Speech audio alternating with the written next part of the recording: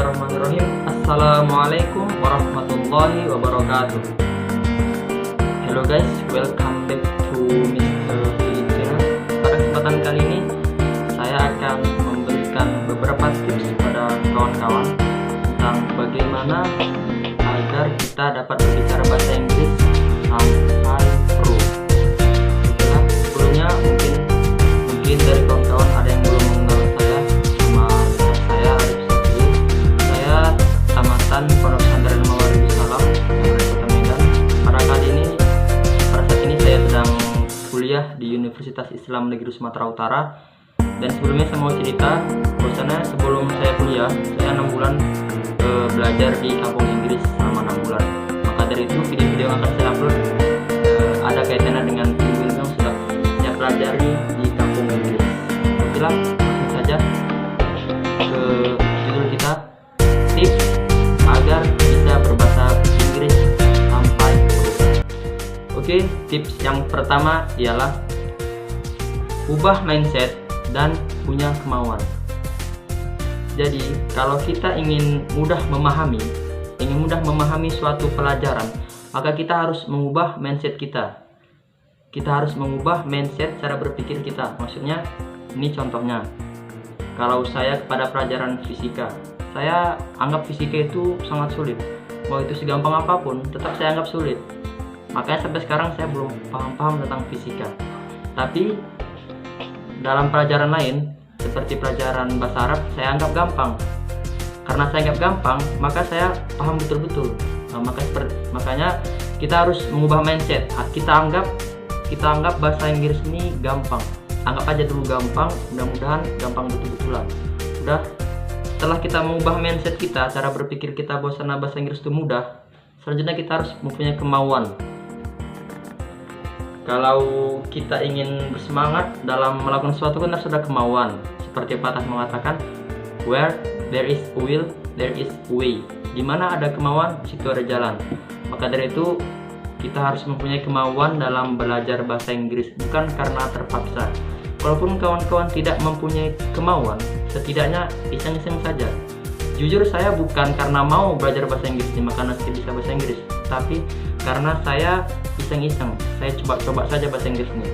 Rupanya bahasa Inggris itu sangat gampang, tidak sesulit yang kita bayangkan. Maka dari itu kita harus mempunyai kemauan. Tips yang kedua ialah mempunyai tujuan dan konsisten. Contohnya, kalau kita diajak teman kita jalan-jalan, misalnya bro jalan-jalan, tapi kata kawan kita nggak bilang mau kemana, jalan-jalan aja dulu, nanti kita cari tempatnya. Mungkin kita akan malas kan untuk kesananya. Maka dari itu, tapi kalau kita mempunyai tujuan, misalnya, tapi kalau ada tujuannya, bro jalan-jalan kemana? Ke Ancol. Mungkin kita akan lebih bersemangat. Maka dari itu kita harus mempunyai tujuan dalam belajar bahasa Inggris nih. Contohnya tujuan saya dalam belajar bahasa Inggris nih ingin menjadi guru bahasa Inggris. Maka dari itu saya fokus ke tujuan dan insya Allah konsisten. Kalau kita sudah mempunyai tujuan, maka insya Allah kita akan konsisten.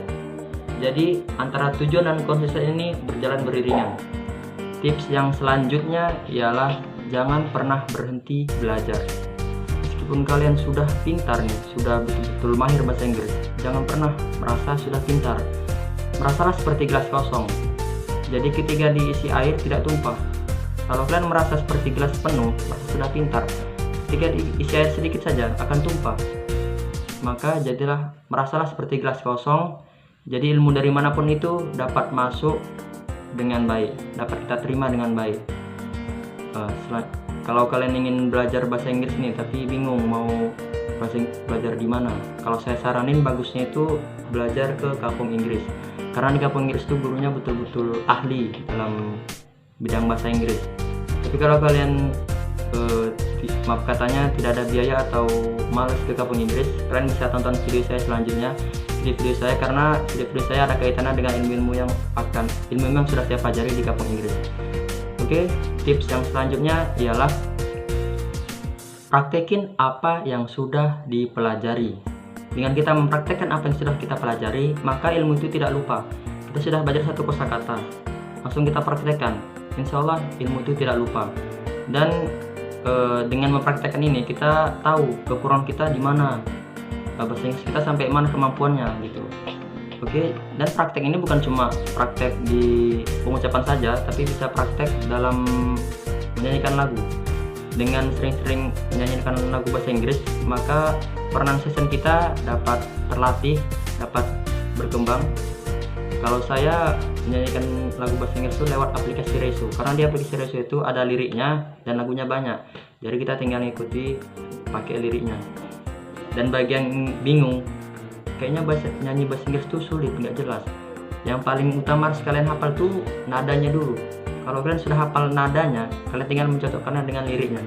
Oke, jadi dipraktekin apa yang sudah dipelajari. Dan tips selanjutnya ialah jangan takut salah. Kalau kalian takut salah, maka kalian tidak akan pernah untuk memulai. Mulai saja dulu, masalah betul atau salah urusan belakangan. Yang penting kita mulai. Oke, mau orang bilang bahasa Inggrismu salah, udah nggak apa-apa. Kita harus terimanya. Kalau kita nggak berani, kalau kita takut, nanti salah, nanti malu, kita nggak bakalan berani memulai. Makanya jangan pernah takut salah. Percaya diri saja, pede aja gitu. Oke, be confident. Tips selanjutnya ialah evaluasi. Evaluasi ini salah satu tips yang penting juga, karena dari evaluasi ini kita dapat mengetahui apakah bahasa Inggris kita itu ada peningkatan atau jalan di tempat. Kalau kita belajar bahasa Inggris tapi nggak ada evaluasi, belajar gitu aja, kita nggak tahu apakah bahasa Inggris kita ini ada kemajuan atau gitu-gitu aja. Supaya kita tahu apakah bahasa Inggris kita maju, dan supaya kita tahu di mana kekurangan kita dalam bahasa Inggris, makanya diadakan evaluasi. Evaluasi ini bisa kita tanya sama kawan kita yang lebih mahir bahasa Inggris, atau kita tanya sama guru-guru kita apakah ada yang salah dengan pronunciation misalnya, ataupun dengan grammar saya gitu. Jadi tips yang terakhir adalah evaluasi.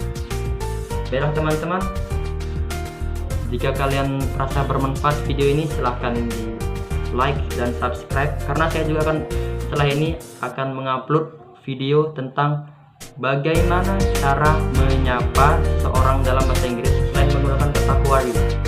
Soalnya kan yang kita tahu hanya how are you. Rupanya bukan cuma dengan how are you, bahasa Inggris itu banyak cara-cara pengucapannya dalam kata-kata yang lain. Oke, see you next time and the last. Wassalamualaikum warahmatullahi wabarakatuh.